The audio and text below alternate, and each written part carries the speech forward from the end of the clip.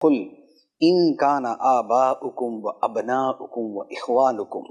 و ازواجکم و عشیرتکم و اموال اقترفتموها و تجارت تخشون کسادها و مساکن ترضونها احب الیکم من اللہ ورسولہ و جہاد فی سبیلہ فتربصوا حتی یأتی اللہ بامرہ۔ فرمایا اے نبی تم ان لوگوں سے کہہ دو کہ اے لوگو، اگر تمہارے باپ اور تمہارے بیٹے اور تمہارے بھائی اور تمہاری بیویاں اور تمہارے کنبے قبیلے اور وہ مال جو تم نے کمایا اور جمع کیا ہے اور وہ تجارت کہ جس کے نقصان کا تمہیں ڈر رہتا ہے اور وہ رہائش گاہیں جو تمہیں بڑی پسند ہیں، یہ ساری کی ساری چیزیں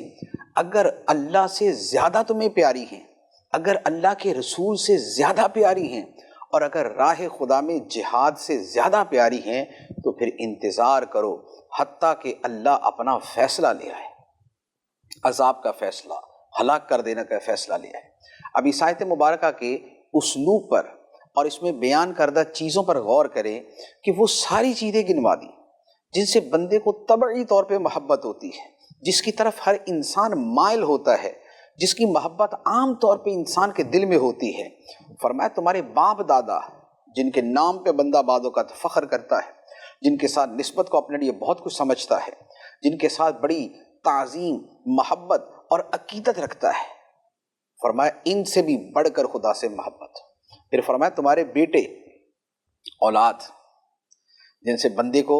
بڑی محبت ہوتی ہے، وہ اسی انسان کی ایکسٹینشن ہوتی ہے، اسی انسان کا وجود ہوتا ہے جو اولاد کی صورت میں آگے بڑھتا ہے، جن کے بندہ بڑے ناز اٹھاتا ہے، ناز پالتا ہے، جن کے لیے بڑی کوششیں کرتا ہے، جن کی خواہشات کو پوری کرنے کے لیے آدمی دن رات محنت مشقت کر کے روزی کماتا ہے، جن کی ڈیمانڈ کے اوپر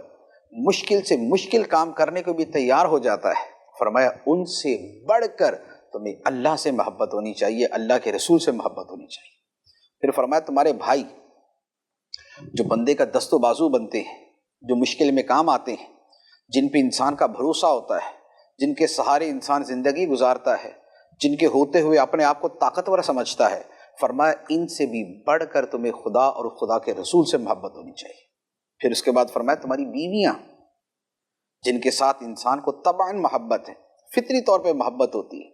اور بعض اوقات اس کے رنگ بڑے مختلف ہوتے ہیں، لیکن فرمایا کہ ان بیویوں سے بڑھ کر تمہارے دل میں اللہ اور اللہ کے رسول کی محبت ہونی چاہیے۔ تو یہ وہ انسانی رشتے، پھر اس کے ساتھ پورا کنبہ قبیلہ گنوا دیا، وعشیرتکم، تمہاری برادری، تمہارا کنبہ، تمہارا قبیلہ جن کی طرف بندہ اپنے آپ کو منسوب کرتا ہے، میرا فلاں قبیلے سے تعلق ہے، میں فلاں کنبے سے تعلق رکھتا ہوں، فرمایا ان سب سے بڑھ کر تمہارے دلوں میں اللہ اور اللہ کے رسول کی محبت ہونی چاہیے۔ اب ان رشتوں کے بعد ان چیزوں کا بیان کیا جو بے جان ہے اور بندہ ان سے پیار کرتا ہے۔ فرمایا مال و دولت جو تم نے کمایا، جو تم نے جمع کیا، جو سمیٹا، جس کو بڑھایا، جس کے لیے دن رات محنت کرتے ہو، جس کے لیے صبح جلدی اٹھتے ہو، جس کے لیے رات گئے تک جاگتے رہتے ہو، جس کے لیے دور دراز کے سفر کرتے ہو، جس کی خاطر ہواؤں اور فضاؤں میں سفر کرتے ہو، جو مال تم سمندروں میں روانہ کرتے ہو، جس مال کے لیے اتنی تکلیفیں اٹھاتے ہو، ٹینشن لیتے ہو، ڈپریشن کے شکار ہو جاتے ہو، سٹریس تمہارے دماغوں پہ سوار ہو جاتا ہے، وہ مال کیونکہ اس کی طرف دل راغب ہوتا ہے، مال کی طرف قلب میلان رکھتا ہے، تو فرمایا اس مال سے بھی زیادہ محبت تمہارے دلوں میں اللہ اور رسول کی ہونی چاہیے۔ پھر اس کے بعد فرمایا تجارت جس کے نقصان کا تمہیں ڈر رہتا ہے کہ تجارت بڑھے، پھلے پھولے،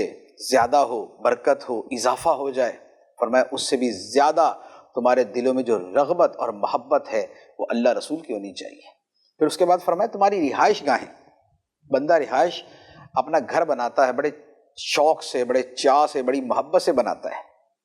چھوٹا آدمی ہے وہ اپنے حیثیت سے 2 کمرے کا مکان بنا لے گا، کوئی 3 کمرے کا مکان بنا لے گا، کوئی کوٹھی بنگلہ بنا لے گا، کوئی بہت بڑا محل بنا لے گا،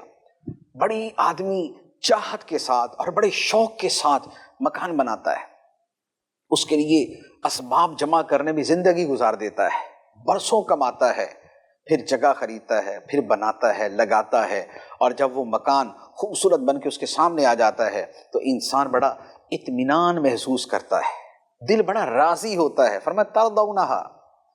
تم اس سے بڑے راضی ہوتے ہو، مکان سے بڑے راضی ہوتے ہو کہ میرا گھر ہے، میرا مکان ہے، میری چھت ہے۔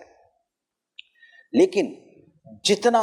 تمہیں سکون اس مکان اور اس گھر میں ملتا ہے، اس سے زیادہ تمہارے قلب کے اندر خدا کی محبت ہونی چاہیے، اللہ کے رسول کی محبت ہونی چاہیے۔